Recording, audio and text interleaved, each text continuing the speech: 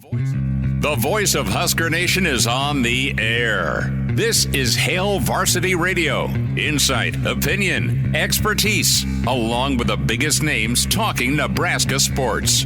Join in with the show at 402-489-1240 or 1-800-825-5865. Now, here are your hosts, Chris Schmidt and Elijah Herbel.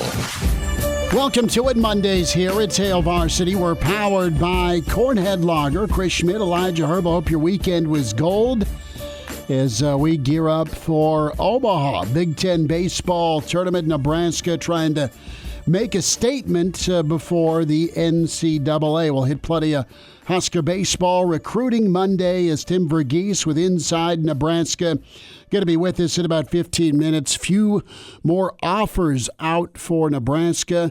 We'll kind of focus on that first couple levels defensively, defensive line and linebackers, and what else is going on in the world of recruiting. The dead period gets going, I believe, after May 25th, so a final push for Nebraska here this week. Numbers to get in, 489-1240, 489-1240. Toll free, 800-825-5865. Can join the show that way across the Hail Varsity Radio Network. Can also find us on YouTube, the Hail Varsity YouTube channel. Like and subscribe there. And can also watch on the Hail Varsity Radio Twitter feed at HVarsity Radio. Can email Chris at hailvarsity.com. A tough weekend for some of us in the studio with their favorite team bowing out of the playoffs. What is the punishment there? Who could you be talking about? I don't know. Not me, although I did watch the second half of Denver, Minnesota. Elijah has to pay up and will tell you his punishment, not for me, but him and Will Wilson had a friendly wager. Will's a lifelong T-Wolves fan. I do believe Will even has a Hoiberg Timberwolves jersey. Elijah has been a Denver fan forever, post-Mutombo, because Elijah wasn't born during the Mutombo era. We'll get into some thoughts with Nebraska volleyball and what is going to be out. The all-access ESPN documentary that followed last year's team around. And you have Harper Murray's statement on Instagram. We'll get to that as well.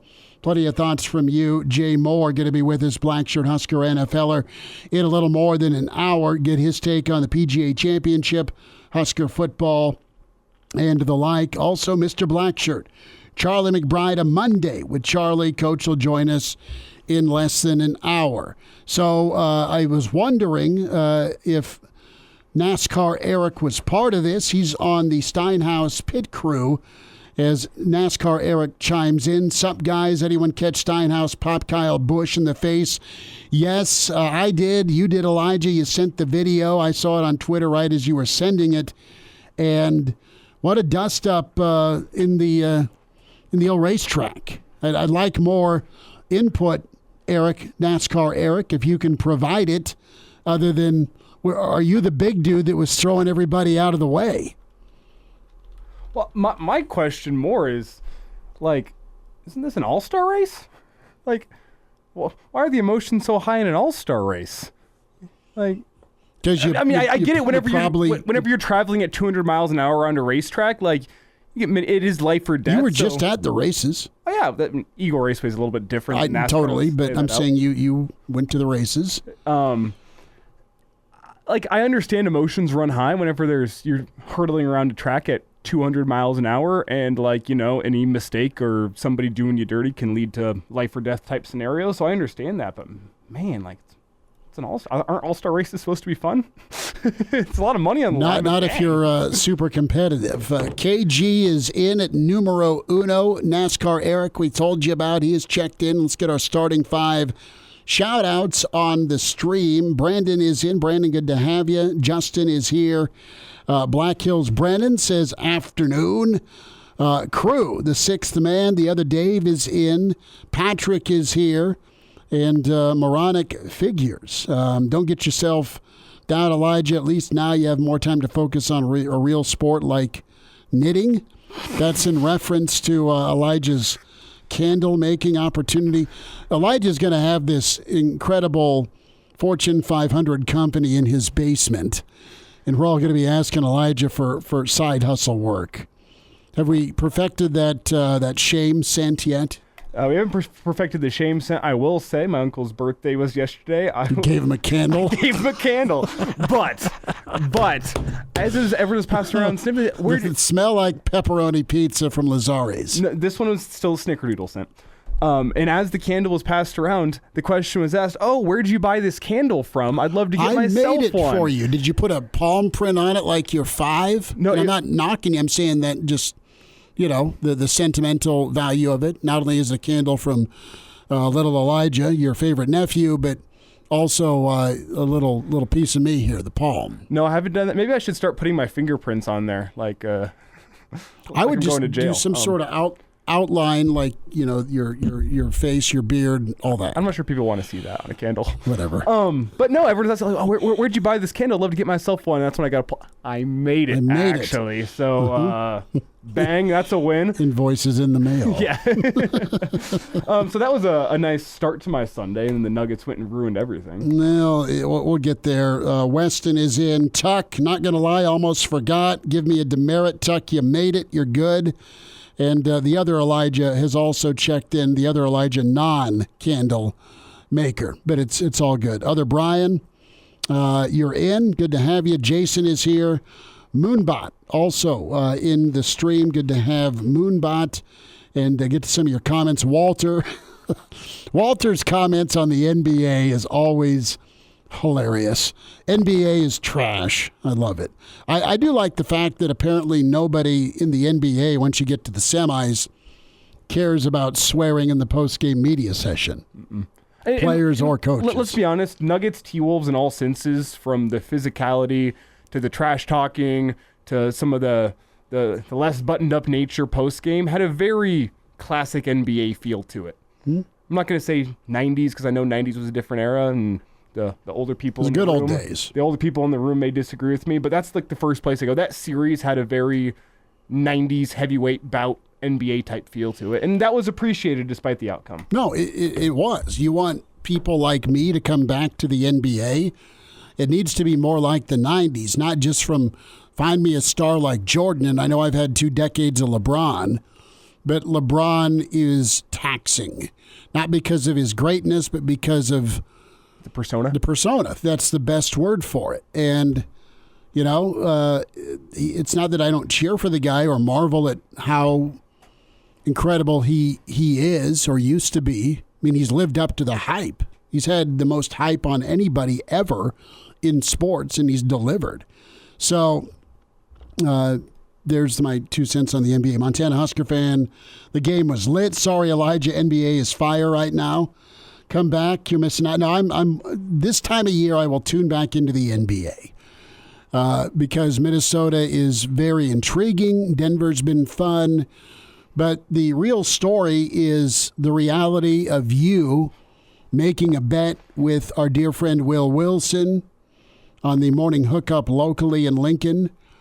And the steak and the beer is child's play compared to what you're going to have to do on Memorial Day, Monday, at the Lincoln Salt Dogs. Please lay out to our listeners what you owe. Well, let's be honest. This punishment is child's play compared to some of the other ideas that were thrown around. And I went and chatted with Will, and he's like, "Man, I was not confident enough in my T-Wolves. I should have made it something significant." The one that was really scary to me was the spray tan.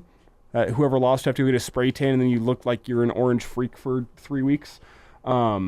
We had the ACT, which we laid out last week. Got to go take the ACT with a bunch of high schoolers, post a score on Twitter. The 24 hours into McDonald's with 1 hour being taken off for every single McDouble that you eat. That was an option as well. Let me roll through here. Stay at Walmart from open till close. That was there. Retake driver's ed was thrown in there. Loser stays in the brass rail from open to close. That'd be all right. Loser has to enter a bodybuilding competition with no training. Wow. So you have to go get the tan body and go flex with all the bodybuilders, even though you look like you have a horrible body. You'd be Chris Farley and Patrick Swayze doing the Chippendales tryout. Oh, and the one that seemed horrible was loser does slam poetry while the other comes to watch. Brennan says, I'd rather try on dresses than watch the NBA. This year's matchup has changed that. Part of the Boulder Peace Treaty, Jeff Snitley, I quit watching the NBA because of LeBron and his antics. Every time he gets touched, he whines for a foul. Every time he gets called for a foul, same thing. Having LeBron plus Bronny on some NBA team is asking for dysfunction. Only coach can take me out, Dad, not you. But so your bet is what? It's going to be a 9-inning, 9-beer, 9 hot dog challenge next Monday night at the Salt Dogs game. I believe it's against the Kane County Cougars. Unsure where in the stadium this will be going down. You got to go right field. Well, one option is the lovely KFOR suite that we have at the game, should that suite be available. Okay. The other option, we have an offer out from Connor Clark to do it in the broadcast booth. That seems like a horrible idea. I think that's incredible. I don't think you want me... Because footage will be... Well, footage will be taken by Will. You need to live stream this bad boy. I'm going to do a Twitter thread live. There'll be updates after every single hot dog and beer. But I think you need to Instagram this thing live. That's video. A long Instagram live. But the thing is with the broadcast booth... But it's 1 beer, 1 dog, 1 inning. Yeah, it would be fun in the broadcast booth for maybe an inning or two. I don't know if you want me anywhere near a broadcast booth after 7 beers in an hour and a half. Oh, I think it'd be glorious. I don't think we want to get Connor Clark fired this early in the season. It's going to be Scottsdale 2.0, baby. Tarps off in the broadcast booth. Walter would rather watch Hallmark movies, the Christmas Channel, than an NBA game. Now, there's some drama. There's still some whining, but at least it's amped up its physicality. Now, the NBA I will watch during this time of year is either, the Bad Boy 30 for 30, or I'll get into The Last Dance. I mean, that was my wheelhouse. That was my era. And even post-Jordan, it's not that I hated watching the NBA. I really kind of liked the Kings with Webber and Vlade and Vanilla Thunder. Those teams were fun. The Reggie Miller Pacers v. the Knicks was great. I mean, that was pretty high drama and shot making at its finest. So, I'll get back into it. What's nice for me, the Cleveland Heat, was that right? Or the Cleveland the Cleveland Golden State Finals was fire. That one, 2016, I think it was. Right. That was good. That was great with T. Lou, which was incredible. The Spurs and Heat series, though, for like 14? 3 or 4 years, where like it felt like, I think it was 3 out of those 4 years those two teams met in the finals. Those were great. Ray Allen shot Game 7 was incredible. And I know Coach Smith, Jeff Smith's a big Celtics guy, so I know who he's pulling for. And I will say, if we can get a Celtics versus Timberwolves finals this year, that will draw big ratings. Mm-hmm. It will be good for the NBA. And with how well Minnesota defends, plus that big front line for Boston, I think it would actually bring the NBA back around. And that could be good in the long run. I'm not sure it's as good as a Nuggets-Celtics finals, but maybe the next best option. The reality is this, and I saw this on social media today, 20 years ago since Minnesota last made the Western Conference Finals. What's really cool is in that picture that I saw on Twitter today, it was Kobe to the right, KG to the left, and the mayor, Coach Hoiberg, in the middle. So Elijah's punishment with his Nuggets going down, 9 dogs, 9 beers, 9 innings, slated for Monday. And there are already folks in the stream saying, "Are you off Tuesday?" Hell no, I'm not off work Tuesday. No. Let's lay it out. I know for most people, the workday starts at 8 a.m., 9 a.m. We're not on the air till 4. Our workday does start somewhat before that. You especially. I'm throwing myself in here. And there's prep work that happens in the morning for me. I'm not a complete loser. So it's not like I have nothing to do in the morning, but you're busy. I do have more of a runway to get myself ready for this afternoon show than the average person. So no, I will not be, and that also adds to the hilarity if I look like I am a zombie at work on Tuesday. So you're going to be hurting for sure, but it's all in the name of honoring a bet.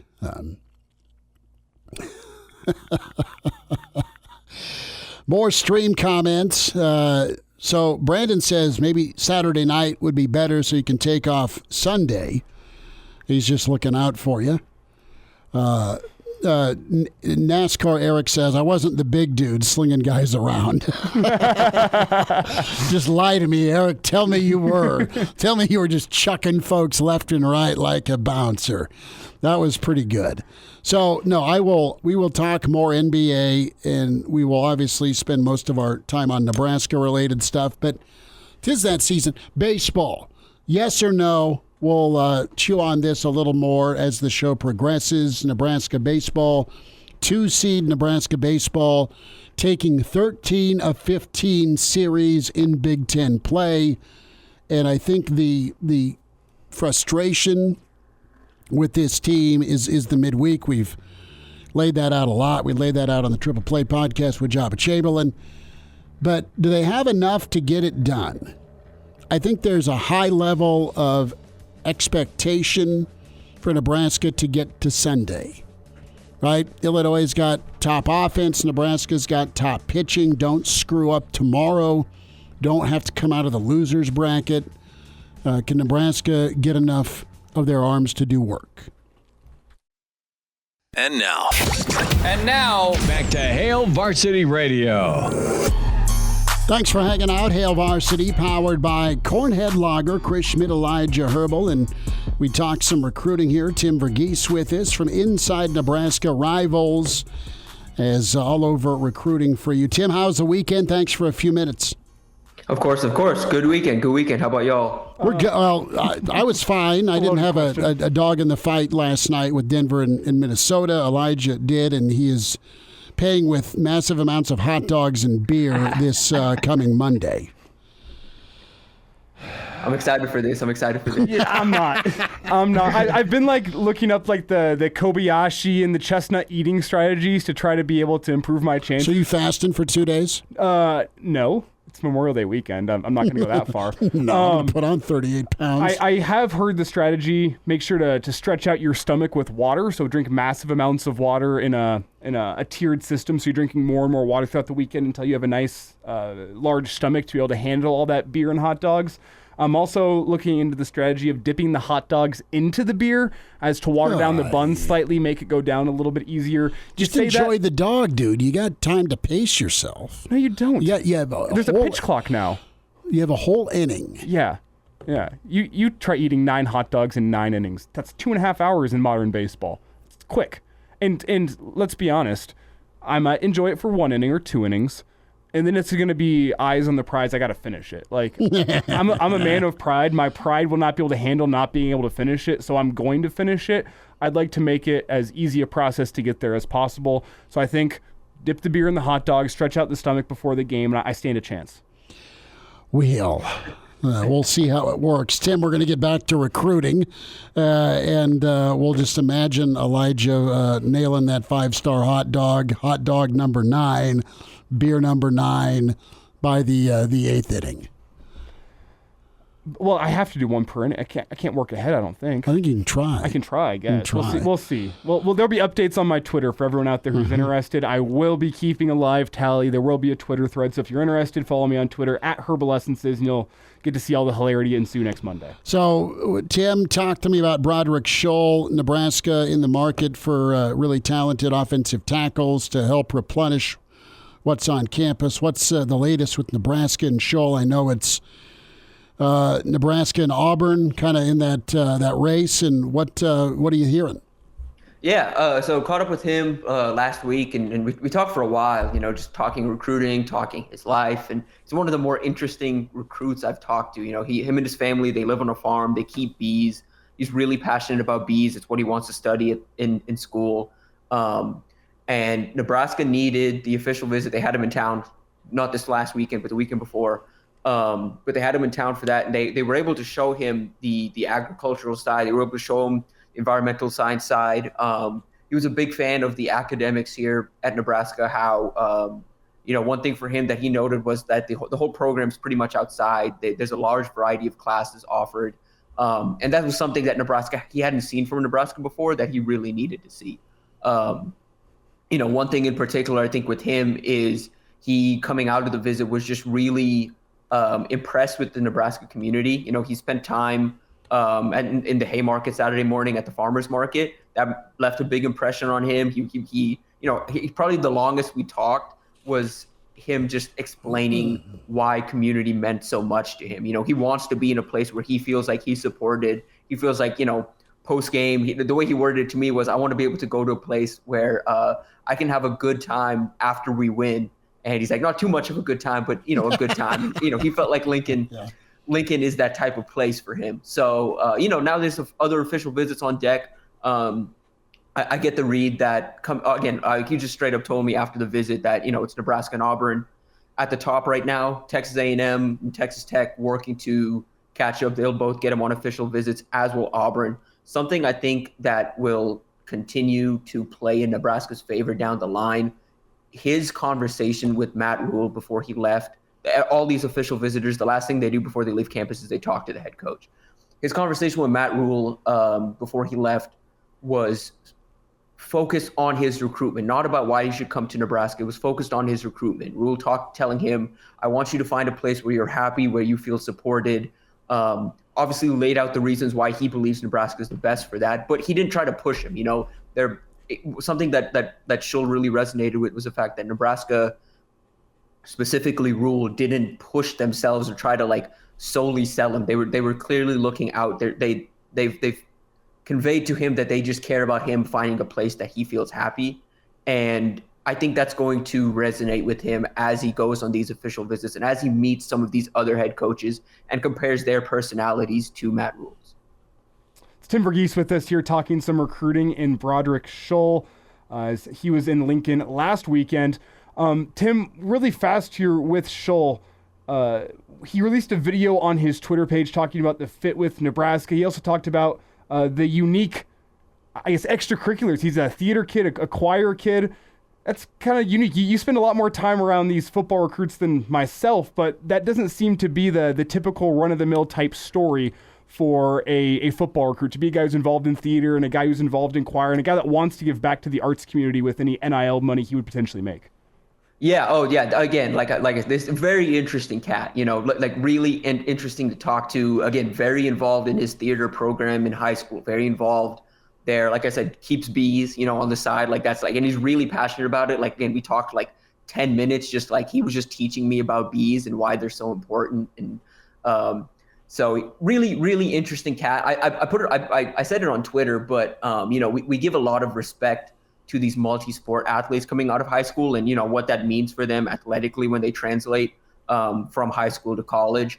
But we should give the same level of respect to these recruits that, participate in other extracurriculars. It's still obviously it's not an athletic event necessarily, but it's really hard to balance football off-season training at a program like Bigsby, which, in Oklahoma is a powerhouse.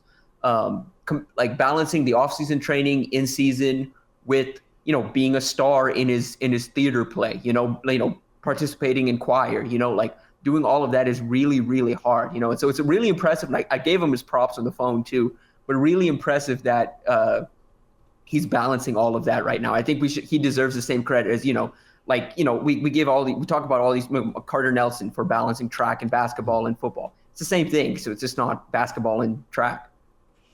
Tim, want to shift and get your outlook on Nebraska, where they're at, what they ideally want on the defensive line for 2025. I know Malcolm Simpson, kid out of Hitchcock, Texas, and four-star was watching your video posting of him from back in April, and really a nice, lean, long athlete with some of the camp footage you had. But tell me a little bit about Simpson and some of Nebraska's other targets. What do they need for 2025 on that defensive line? Yeah, I think that board is really fluid right now. You've seen them make two new, or 3 new 2025 D-line offers in the last 2 weeks. You know, they offered Simpson earlier. Simpson, Simpson's interesting. You know, I went and saw him this last fall. I was down in Houston, went and saw him. He's at Galveston Ball with 5-star Jonah Williams. Now he's at Hitchcock. Really interesting player. You know, he's just a really powerful D lineman. Started his career off the edge as like a skinny, long defensive end. He's kind of filled out to the point that, you know, we have him listed as 240. I think he's closer to 260, 265 last I talked to him. So he's really filled out, kind of working. And, at Ball last year, some of the most interesting film of him is when he's lined up at zero tech. Like he's just straight up over the center, and he's just overpowering. We're just too quick for the center to get a hand on him, and he's getting to the backfield. So he can play all over the line. I think Nebraska sees that. He's a perfect fit in the 3-3-5. And someone asked me today on the board whether they think it's too little, too late for Nebraska. You know, he's a 4-star. We are getting to that point. With Simpson, there are some academic hurdles there that he's going to have to figure out, which is part of the reason why his recruitment's been as like slow played as it has to this point. But that also means that there is an opportunity for new schools to come in, make an impression, and help him work through some of those academic stuff to eventually get him on campus. So I think Nebraska has a shot. They just need to get him on campus at this point. As far as the rest of the board, it's fluid. Michael Riles, he's another Texas defensive end from Port Arthur Memorial. He released a top 6 last week that included Nebraska. Nebraska's been showing him a lot of love on social media. Talked to some sources on him last week. I get the read Nebraska's not necessarily as seriously involved as some others say. I give UCF and Oklahoma State the edge there. I think, and that's not anything of Nebraska's fault necessarily. He's just lower on Nebraska's board right now. Mm-hmm. He's more of a limited frame. And again, there's some other off-field stuff that they're working through there. I just think I would give UCF and Oklahoma State the edge there. Jalen Williams is a guy they really want out of Palatine, Illinois. They went and visited him last week. That's a guy that can play defensive end, can slide inside if you put some weight on him. Not necessarily a nose tackle, but he can be a defensive tackle. That's probably defensive line target number 1, in my opinion. Nebraska's battling the who's there. You know, Michigan's involved, Ohio State's involved, Penn State's involved. You know, it's the who's right there. So Nebraska's going to get him on an official visit June 21st. I'd like Nebraska there, just to make an impression. They've done a good job so far building that relationship. It's just, getting him on campus again, kind of showing him the opportunities here. There's work to be done, but I like where Nebraska stands right now there. Cade Peterzak, he's from North Dakota. That's another top target for them. He's down to a top 4 of Oklahoma, Nebraska, Wisconsin, and I'm forgetting the 4th school off the top. I think it's Minnesota. But there's a top 4 out there. Something to keep note of with Cade, he doesn't talk to anybody. He's never done an interview. And he doesn't really have like social media like that. He doesn't really post like that. So you don't really know what's going on in his recruitment unless you go up and visit him.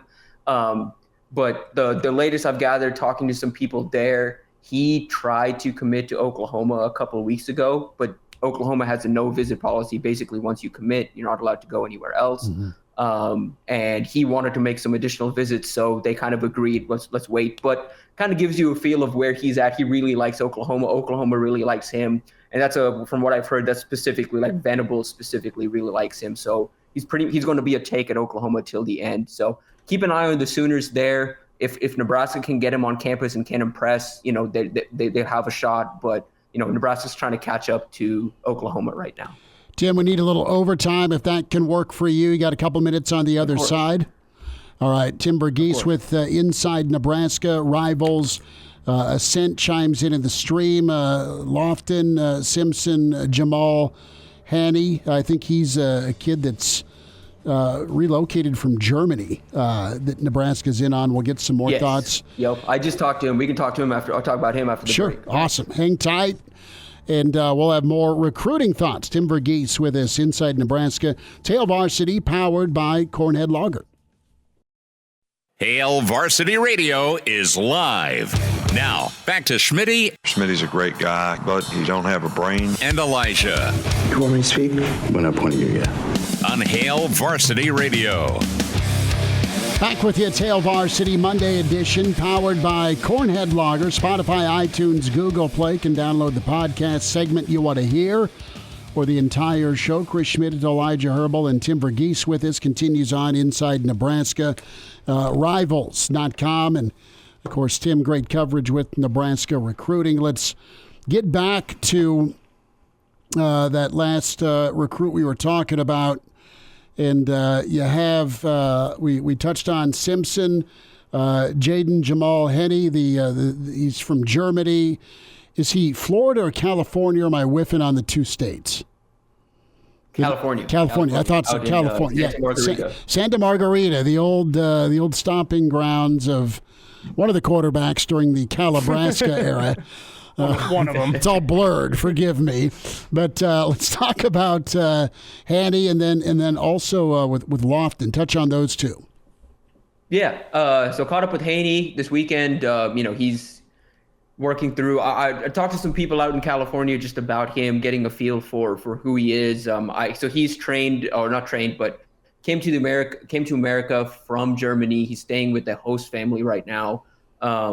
He kind of went to a camp ran by Brandon Collier. He runs PPI recruits out there, kind of helping a lot of those international prospects come over here to the country, to America. A lot of those guys, they end up coming in the summer, going to some of these college camps, earning offers and going back. Some of these guys have an opportunity to kind of earn scholarships and earn opportunities to kind of come here and play football here and get a feel for it. JJ is one of those guys.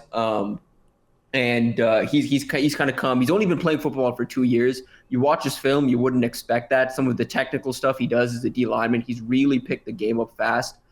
He's got a background in basketball and soccer, and did some karate and jiu-jitsu growing up, which helps. At 6'5", 280, the way he moves is just really impressive for that size. Just off of the background he has, he's taking his recruitment kind of slowly, kind of figuring everything out right now. He's still trying to learn about every program, but he's got an established relationship. EJ Bartel was the one that offered him. Bartel's got a close relationship with Collier and has maintained a relationship with Haney over the last couple of months, which, now that the offer is in hand, they can continue to build that. Told me he's supposed to talk to Tony White this week. He's excited about that, just to learn more about the defense, how he fits in. And he's a guy that, based on looking at the offers and kind of the board, a guy that kind of fits in on what they're looking for in the interior of the line. They don't really have a name right now, or a couple of names right now on that interior. Nash and Ty are gone after the season. I don't think they necessarily have a replacement set. I will say this, because I was asked about this on the board as well. I think a lot of people are kind of underestimating what they have in the rotation on the line right now. Some of those younger guys that just haven't had a chance to play yet. But they still need to address that in recruiting. Mm-hmm. If they were to do it through the portal, I just don't think it would happen, because interior D-line is the most coveted position in the portal pretty much every cycle at this point. And that's where the money is. And again, Nebraska's not really messing around, throwing around money like that in the portal right now. So I wouldn't expect that necessarily. So keep an eye on Haney as a guy that could eventually be one of the interior D-line in this class. Like I said, he's keeping his recruitment fluid, but I like Nebraska's relationships, and if they're planning to get him on campus this summer. He's going to be touring with PPI. They do a Dream Chasers tour where they go to a bunch of camps. He's with them for 2 weeks in the summer, and they're planning to stop through Nebraska, so expect him in campus then. The other offer, Jaden Lofton from New Jersey. He's a more of a true edge rusher. The way I describe him, if you watch this film, kind of reminds some people of Cam Lenhart, like similar build, similar, would probably be a similar type player. That's one I'm still working to kind of figure out what's happening. That recruitment, he had a big showing at the Under Armour New Jersey camp last weekend, which led to the Nebraska offer and a couple other schools, showing interest. So that recruitment's just kind of taking off right now. So that's one that, in these next couple of weeks, we're going to get a better feel on what's happening there. But Nebraska obviously very well, in touch with the state of New Jersey. They've got a lot of ties from the staff over there. So, they can't be counted out in that recruitment. Quickly here, before we get your thoughts on Minnesota commit Emmanuel Carmo, what's the general feel on Coach Terrence Knighton as a recruiter? What's the reputation of him in the recruiting circles? That was a concern coming into Nebraska. He didn't have much of any experience recruiting. How has he settled in there, and what's his reputation? Guys I've talked to love the way he builds relationships.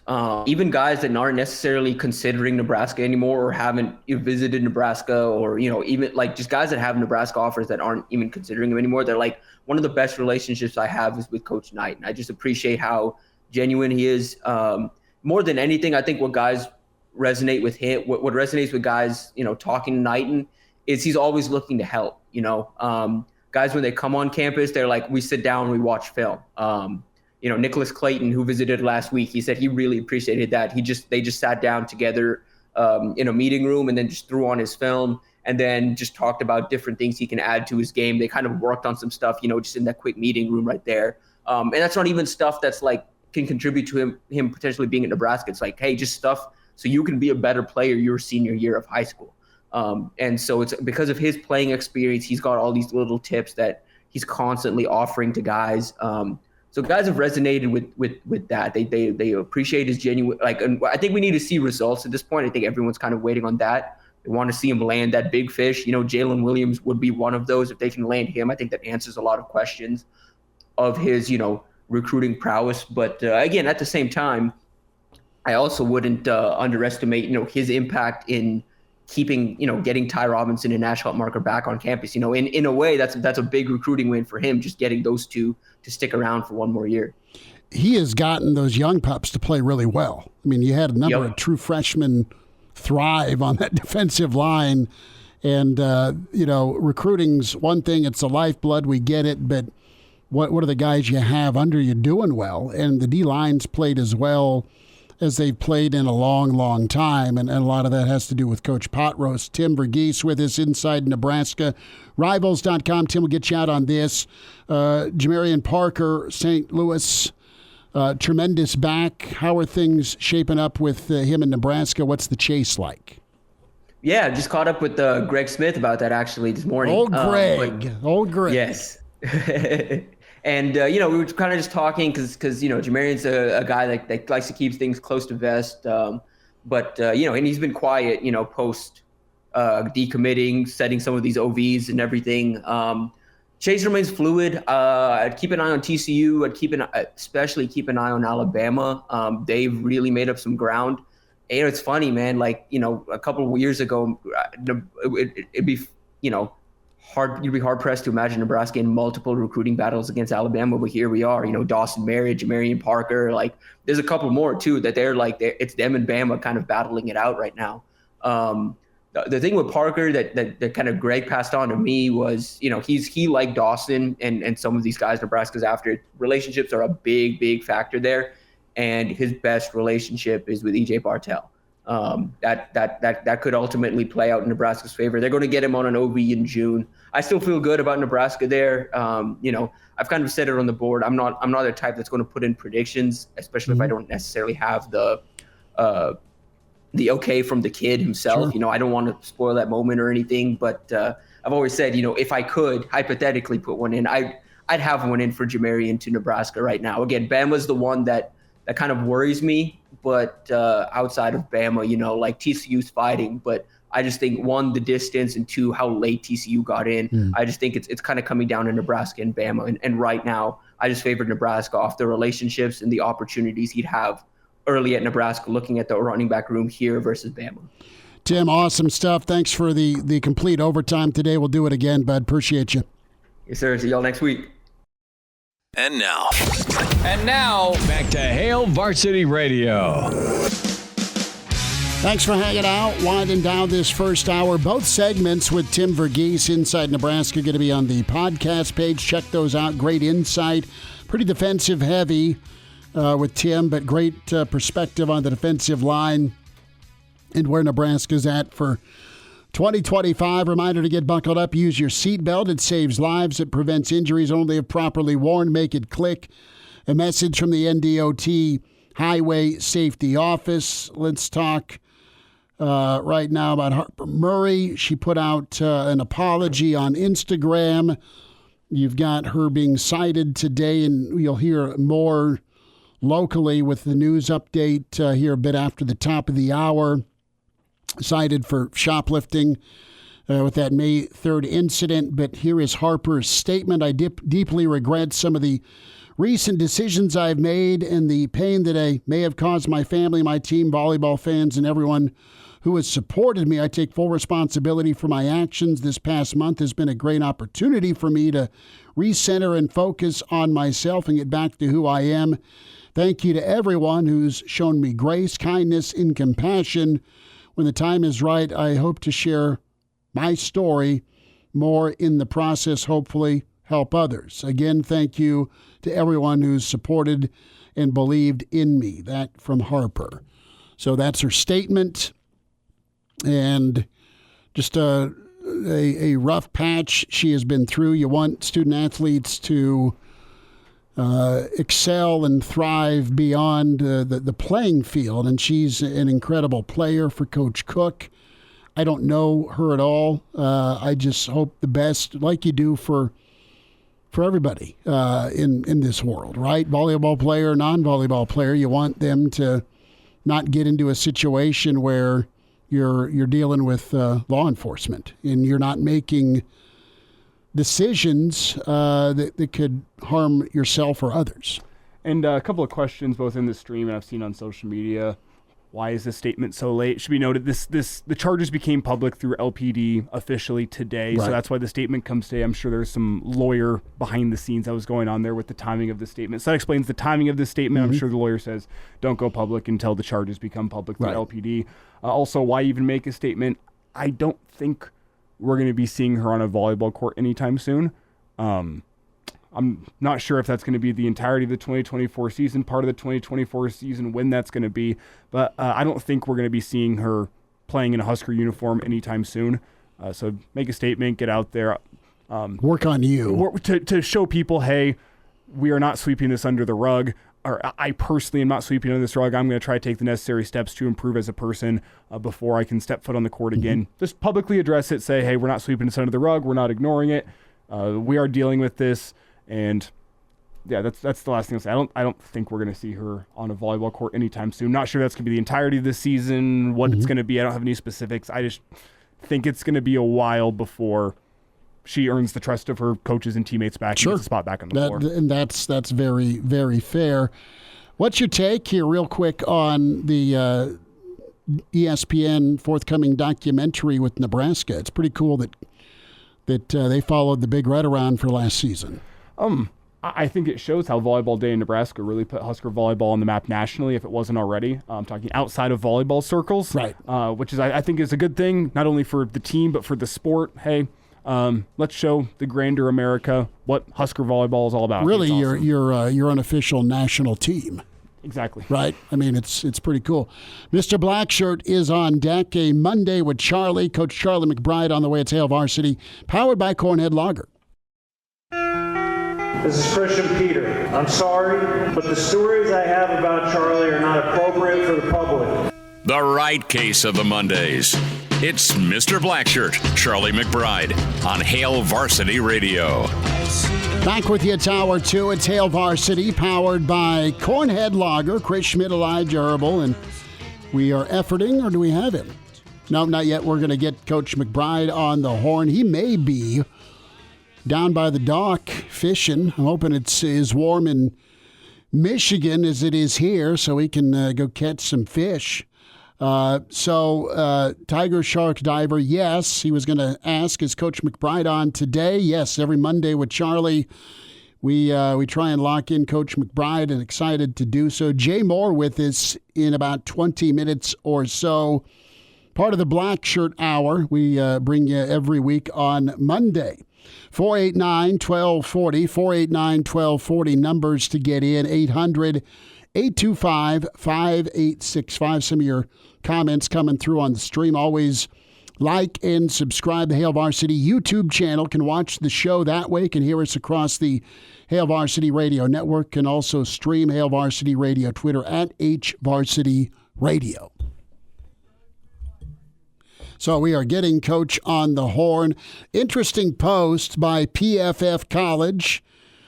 It's college football Twitter site and handle. They ask the question, which college football program will have the most success over the next 10 years? So the programs listed here, they have 7 and a big blue spot with a question mark. Who's the 8th team? They've got Bama, they have Georgia, they have LSU, they have Michigan, Ohio State, Oregon, and Texas. So I think there are some candidates. I think Nebraska is a candidate to be one of the programs not only on that upward trajectory, but there's a probability you've got coach and quarterback right with Matt Rule and Raiola. You move that forward, you go win some ball games, you're top 3 or 4 in the Big Ten, you're knocking on that playoff door. Sark and Texas seem to be rolling. You have DeBoer that was incredible at Washington. Tough act to follow a legend at Nick Saban in Alabama, but it's rolling, right? Just don't wreck the Ferrari. Kirby and Georgia are incredible. LSU's really good under Kelly, whether you like the guy or not. I don't know if Michigan sustains without Harbaugh. Ryan Day needs to be great to keep people off his backside. Oregon and Lanning are fantastic, but I think Nebraska's there. If Lincoln Riley fixes his defense, I know that's a big, giant, capitalized if, but he went to North Dakota State to get some guys that can teach hitting and tackling. You pair that with the talent and the offense, and I think SC could make a jump. We say hi to Mr. Blackshirt, Charlie McBride, on Monday with Charlie. Coach, how's the weekend? How are you? Oh, I'm doing good. The weekend's been perfect. And there's been, it is. It's been almost like Arizona, not quite as hot, but it's been in the 80s. It's been good. You been doing any fishing? Huh? So no. You'll watch. That's work. You'll watch people fish. I like it. I don't even like saying this, but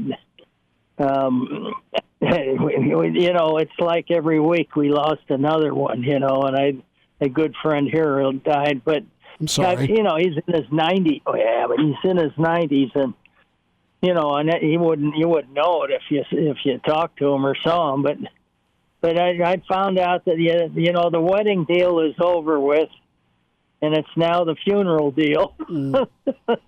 That's what happens, and until you realize it, oh boy. But anyway, it was a great weekend. Well, we're going to get another one. Yeah, it'll be lots of fun, Coach. We were talking to start off the hour about some predictions and projections. College football teams that will have the most success in the next 5 to 10 years. And some of the teams listed right now: Alabama, Georgia, LSU, Michigan, Ohio State, Oregon, Texas. You've got a 12-team playoff looming. Do you think Nebraska can be one of those teams that are on the up and up, are part of the who in college football the next 5 to 10 years? Defense is good. Head coach is on top of things. And it feels like you got a quarterback that can play some ball. Do you think Nebraska can make a move? Well, I think a lot of it depends on, too, and on how many coaches you can keep there. If they start playing, I don't mean head coaches as much as I mean assistant coaches moving around and starting to go and in and out every year, a different deal. And once you break a recruiting cycle area, it's hard to regain it for another year or so. I think that the teams now that you're seeing that are switching coaches are teams that, you hate to say it, but have a lot of money, and that seems to be the name of the game right now. I hate to say it, but. I think it'll get straightened out once they get the conferences and then people get together and they decide what they want to do. I don't think you'll ever see a different Ohio State or a different Michigan, because I watch the Big Ten channel here, and that's all they have. It's Ohio State, Michigan game on when they're not on the air, and it's, you don't see any Nebraska, Iowa. You see a little of Missouri and nothing of Wisconsin. And, and then, of course, softball and all that's going on now. But in between on the days off, even the Big Ten channel is just sold on Ohio State, Michigan. And you can understand why the recruiting is easier and easier, because kids and families can watch their games all the time in the areas they recruit. Charlie McBride's with us, Hail Varsity Radio.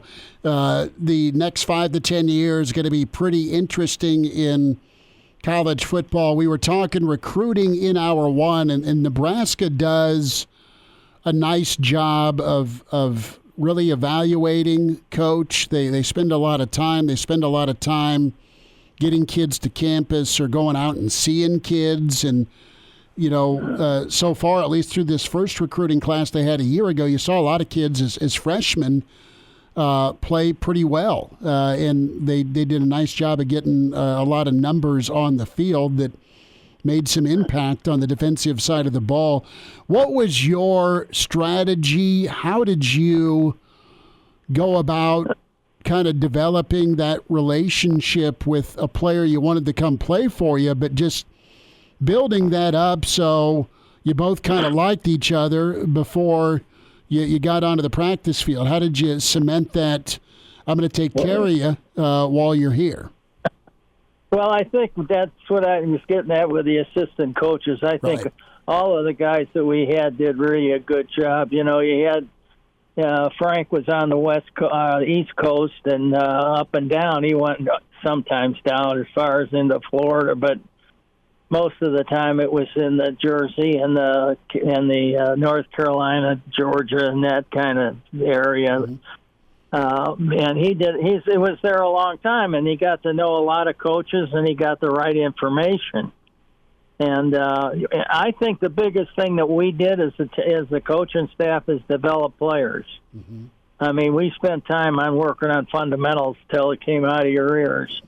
And I think, and to give you an example, I went there and the first week, and I only had about 10 minutes of group work. And I said to Coach, Coach, I'm going to have 25 to 30 or I can't stay here. And I told him simple, I'm not going to go somewhere not being able to teach the players and be honest with them. And well, that made a big change in our scheduling as far as how we schedule our defense, because they were just following the the minutes of the offensive guys. Mm-hmm. And it was, we had to make our own whistle, you know what I'm saying, right, to change stations. We might be at a 2 station where they're at 1.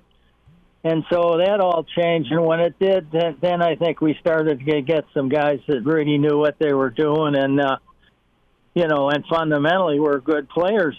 We had a lot of players from Nebraska that, players that were developed by just repetition and things like that. It's Charlie McBride with us here on Hail Varsity Radio, talking some recruiting thoughts. And Charlie, one of the things that's been on my mind for about the past week here is recruiting to the defensive side of the ball, knowing you have a guy, defensive coordinator Tony White, who, Matt Rhule's already said it before, is going to have a lot of head coaching opportunities here, if not this next offseason, but in the coming off seasons.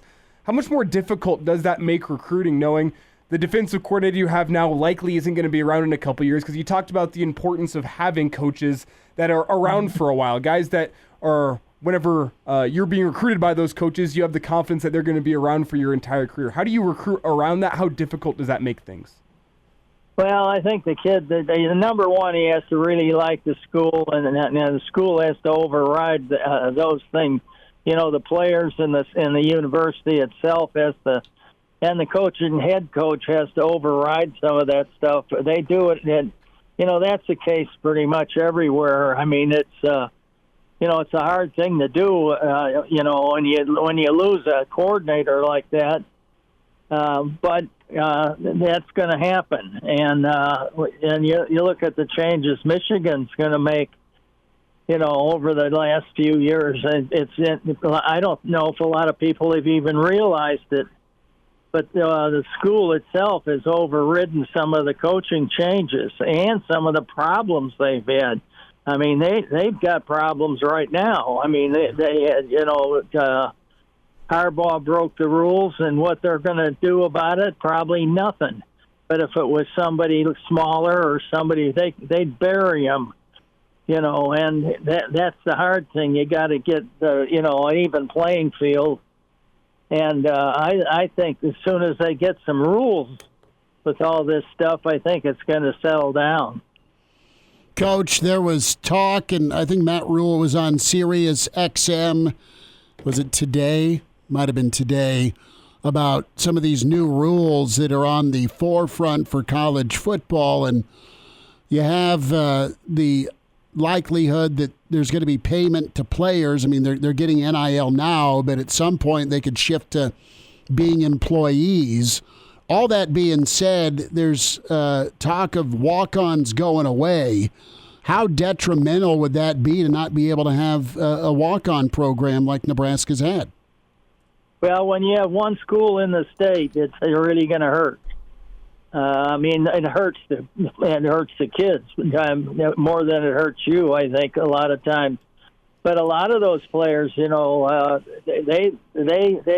come and they're developed. I mean, we had kids come from Washington, D.C. that walked on, and they end up, one's a first-round draft choice. The other guy was about a third-rounder, and they're both brothers, and, and it was, that's kind of the way it goes. You run into guys like Hip and, Jarvis Redwine, and some of these guys, they hear about walk-ons, and they say, heck, I'm going to walk on at Nebraska. I can get a scholarship, but I don't want to go to that school, so I'm going to go sell my wares somewhere else. So there's always one or two guys that do that every year. I think if they break the walk-on program at Nebraska, it's going to hurt quite a bit. I know that if the way the things are going right now, my opinion is, hey, listen, if you can go, if you can transfer, I can help you. Right. If you know what I mean. In other words, if you have some scholarship players that aren't getting the job done, then you have the right to say, hey, adios. Because, they're doing it to you. Yeah. If you get that threat over their head, they may turn into better players, too. A lot of them, and realize that, hey, wait a second, I don't know if I want to transfer. I better get moving. Mm. And the walk-on set a standard that people don't understand. They work their tails off, and some of the older guys that were not quite on the train yet saw that and said, I better get going, or I'm going to lose my job. Sure. And that did work well. But if you go and count and look at the walk-on kids and where we got some of the players, Palmyra, come on, it's, you're talking about, we had kids on the team, Dix, Nebraska. Mm-hmm. They weren't even on the map. And that kid, those kids played for us. And so, those are the kids that want to play, and they come and they want to learn, and it helps. And camp helped us a lot. We had 3-day, 4-day camps where we could really evaluate a kid. A one-day camp, it's like blowing smoke somewhere. I don't even agree with those. Mm-hmm. Charlie McBride's with us on Monday with Charlie. Coach, we will get caught up next week. We are off next Monday, so we'll try and run you down during the week next week when it works with your schedule, okay? Have a great weekend, all right? I won't run very far from here. I know that you'll be able to find me. We'll get you in the grasp. We'll give you a shout and get that lined up. You take care, Coach. We always appreciate your time. Okay, thanks for having me. Bye now. There he is, Mr. Blackshirt, Charlie McBride. I won't run very far. Get Charlie on the podcast, Spotify, iTunes, Google Play. Jay Moore's next. And now, back to Hail Varsity Radio.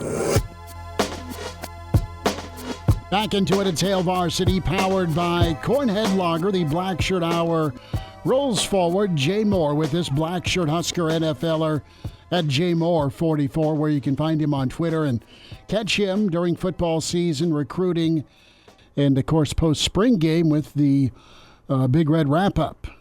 Jay Bird, a lot of golf. We'll start with that.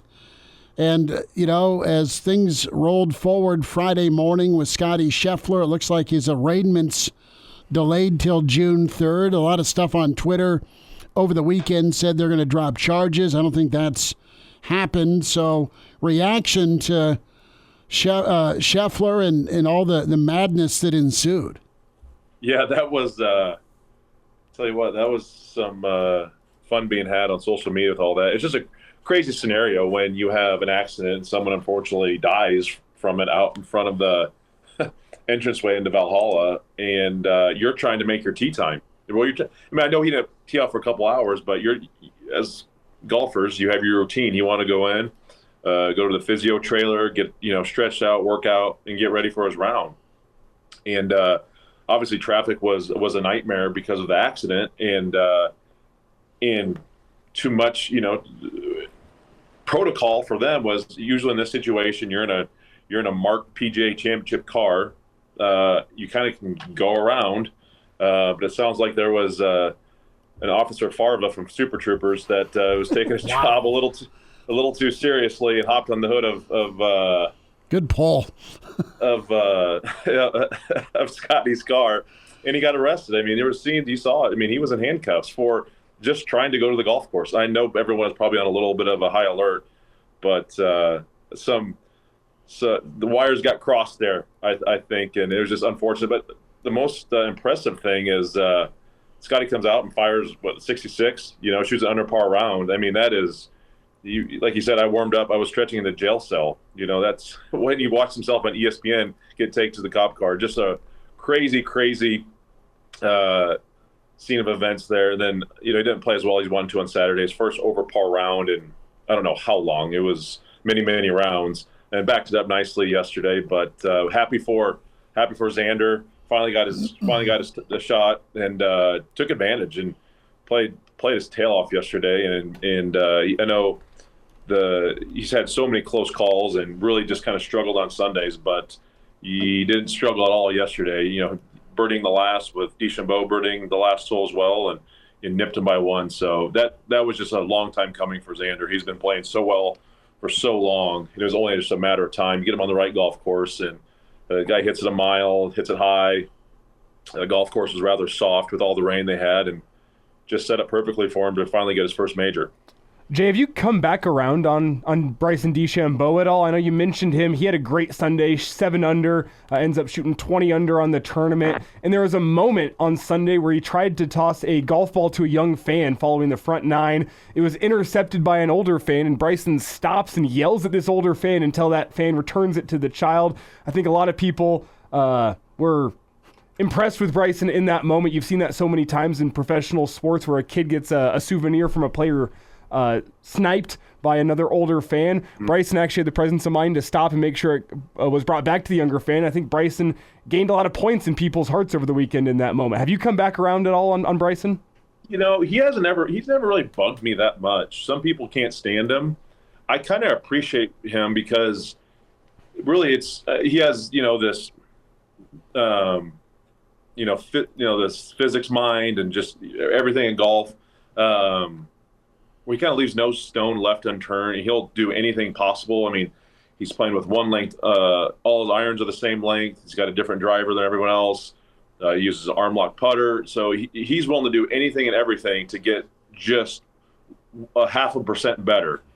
And so I know that rubs some people the wrong way, but that was cool to see. You see it all the time. You see it in baseball games. They throw a ball in the foul territory.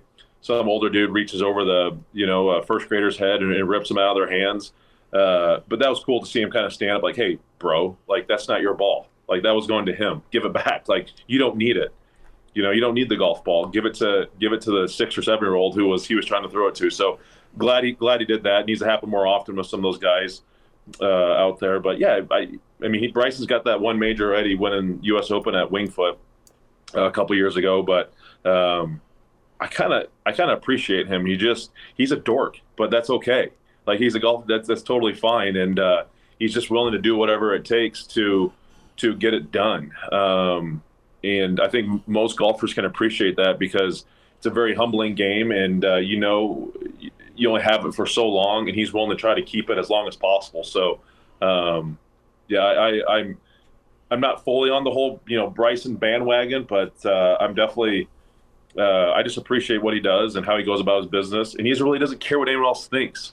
He gives zero, about what everyone thinks about him. He just goes and does his thing, and it works for him. Jay Moore's with us. A few more thoughts on the PGA Championship in Valhalla. So Tiger and Phil both missed the cut.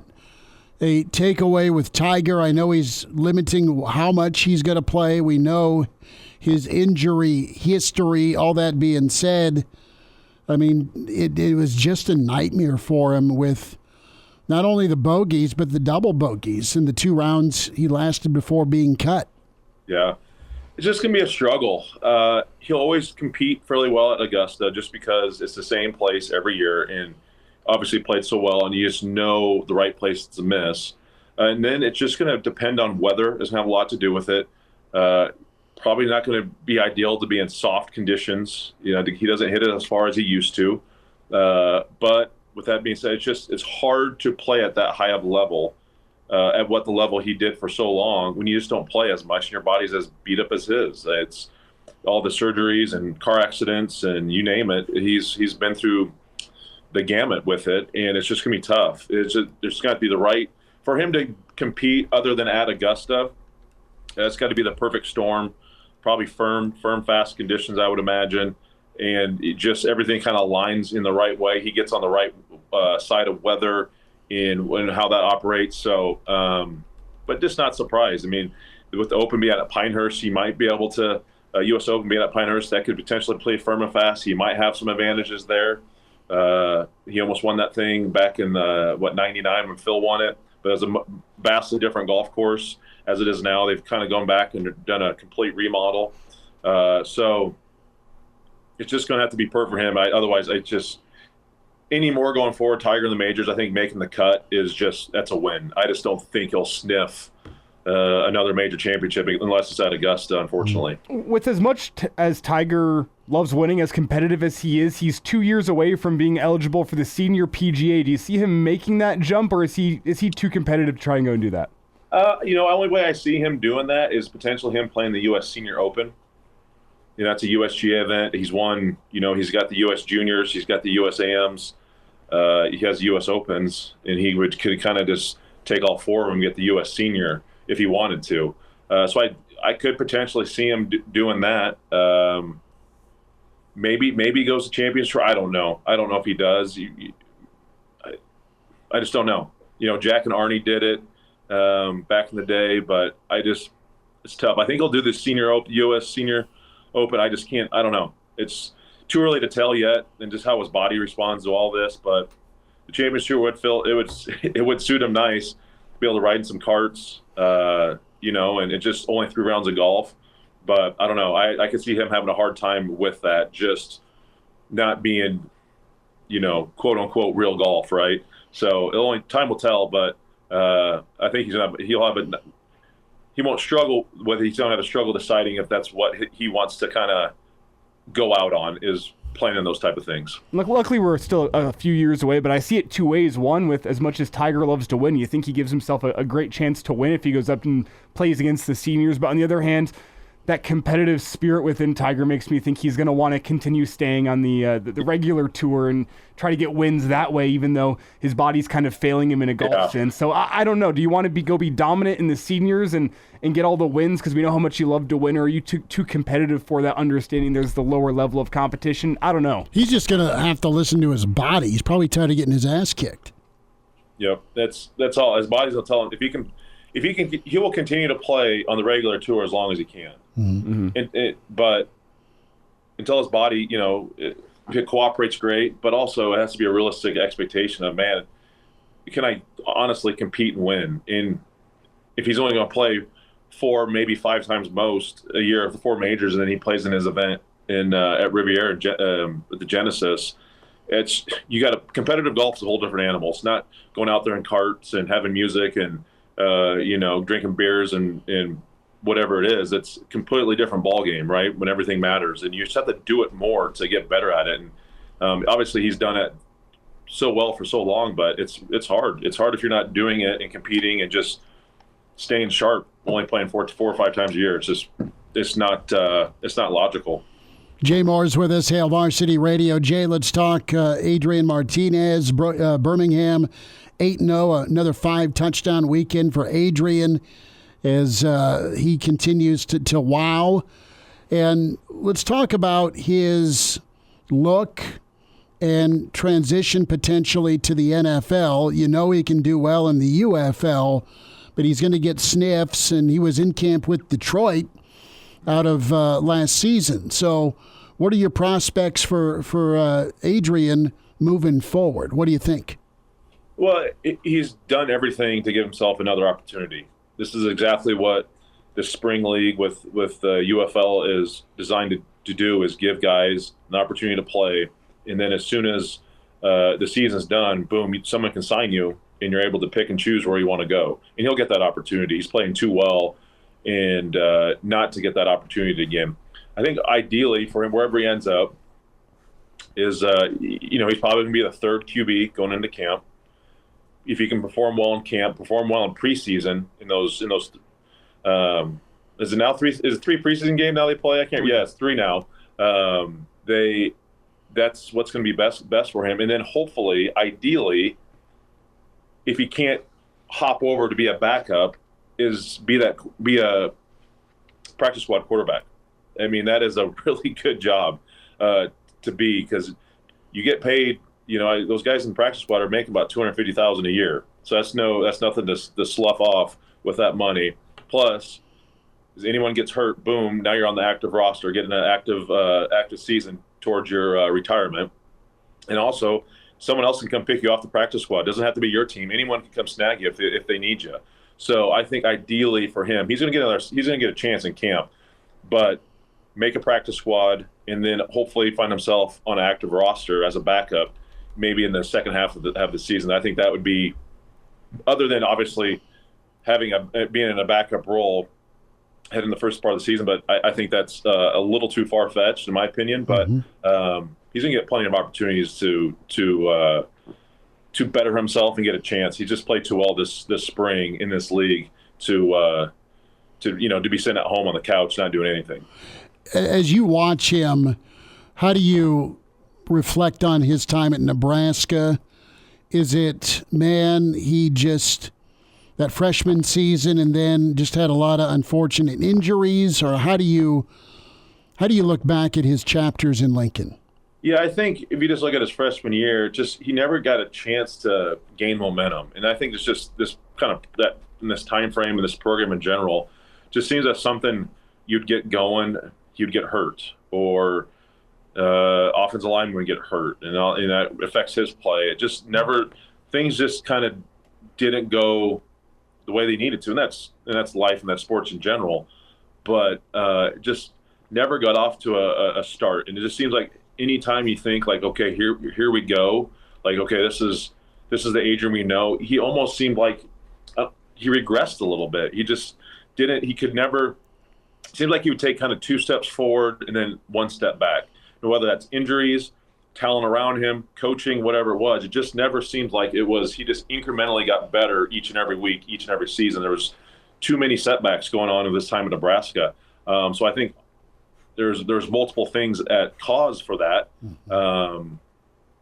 So it just, momentum and just everything in general was never really on his side, unfortunately, under center, and with Scott Frost's offense. We're seeing the guy I thought we'd see more of in Lincoln. You saw glimpses of it freshman year, but Elijah and Jay, you're seeing him really break through, which is cool. Yeah, and Jay, let me ask the question to you of preferred landing spots you'd like to see him at. Like, my first thought was maybe the Chiefs, but I know they just signed Carson Wentz as a backup, and that contract being somewhat guaranteed, if I remember correctly, maybe doesn't make much sense. The Bengals could use a backup, if I remember correctly. Let him go up to Seattle. Mm-hmm. Do you think he fits a Pete Carroll offense well? Is Pete there anymore? Is he? No, he's not. That is a great point. It's tough to kind of figure out. I honestly just think where's his best chance to be on some sort of a roster. I can't even fathom being playing yet. I know he was with the Lions last year and played sparingly in some preseason games, but what's his best opportunity to be put in a situation to succeed with good coaching and then have a chance to make a practice squad? I think that's just ideally what you want right now, and that's what's the most realistic situation for him. So, I mean, obviously all 32 teams are going to have that ability to do that, but it's okay. Who's going to put him in the right situation? Who's going to communicate to him the right way? Who's not going to try to make him do things he's not comfortable with? Are they going to let him use his feet, use his athletic ability as he's done so far in the UFL? Or they're like, no, we want you to sit back in the pocket and do certain things. So I don't have the perfect answer for him. I don't know what that situation is, but I tell you what, if he can just find someone, give him a great opportunity to where he can land in a practice squad and then build confidence, build momentum, and hopefully find himself with a team, in the later half of the year. And the last thing I'll say about this is there is the new rule with the emergency quarterback that would benefit a guy like Adrian in this circumstance where if you're the practice squad, you can still suit up and be on the sideline despite the fact you're not on the active roster, and should worst come to worst and you run out of quarterbacks, Adrian would get the call up at that point despite not being on the active roster. Cleveland's always had quarterback issues, all right? I mean, they That's just an understatement. Well, but they have. I look at McDaniel in Miami, go learn from Tua and company. And then, of course, Harbaugh in Baltimore with the running quarterback in the NFL in Lamar Jackson. So those are just three quick takes as far as landing spots. There's a lot of good teams out there, a lot of good coaches. I mean, even I think he'd do well with Jim Harbaugh. I absolutely agree. I totally think that'd be agree. another good spot for him, just potentially, just because coming out of college and utilize the running game a little more through QB and J.J. McCarthy and just having him similar but different than Adrian as well from his time at Michigan and versus Adrian's at Nebraska. So I think that could be another spot. And when Harbaugh was in the NFL, using Kaepernick in the run game as well. Sure. For sure. So I think Pistol. there's some similarities there too. All right. Stadium progress is shifted from A.D. Dannon. It's east and west chairbacks. Jay Bird. South Stadium ain't coming down, but it's put on hold.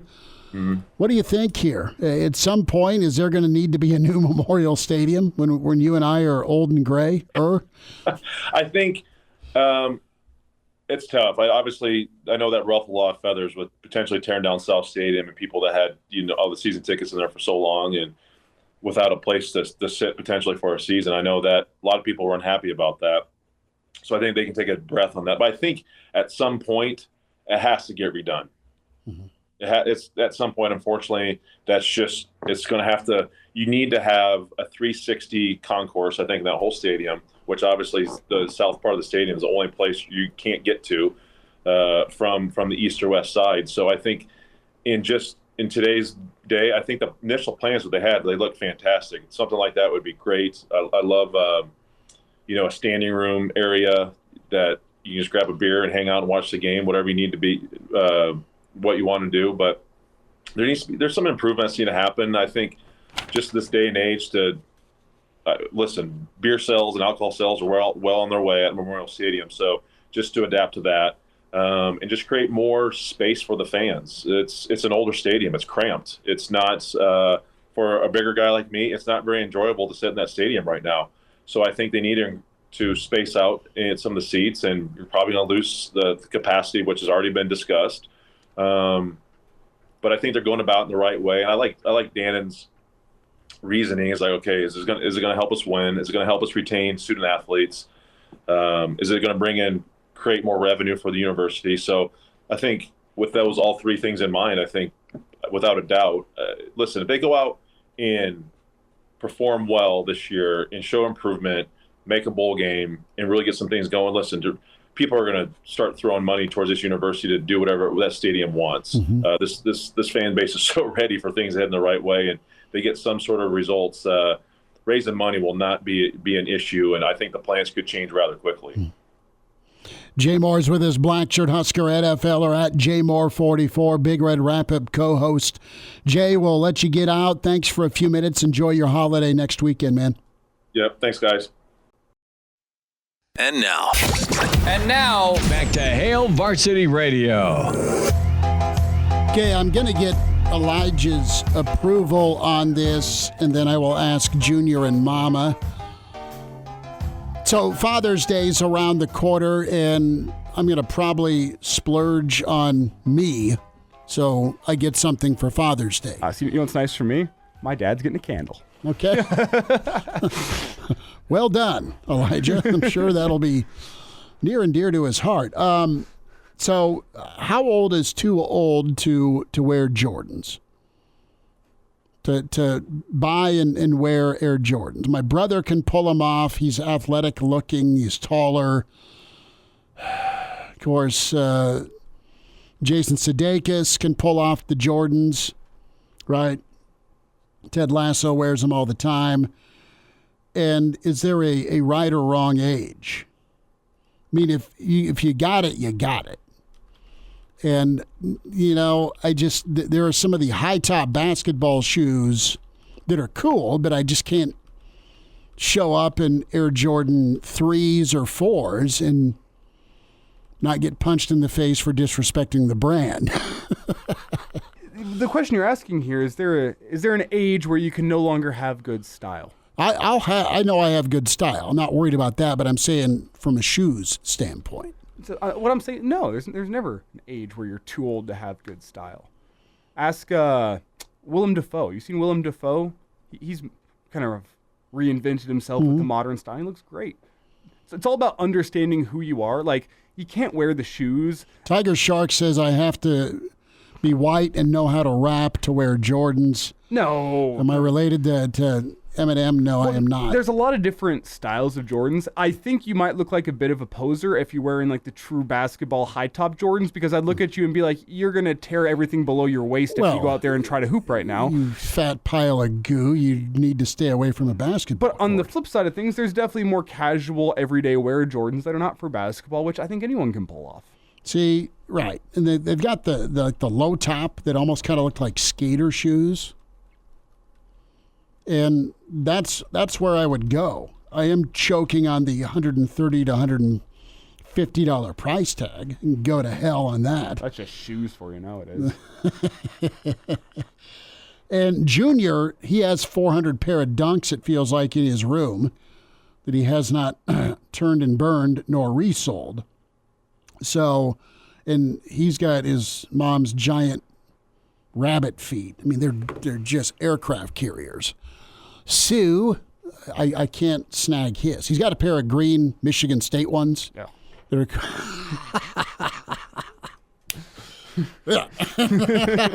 That face and sound was pretty good.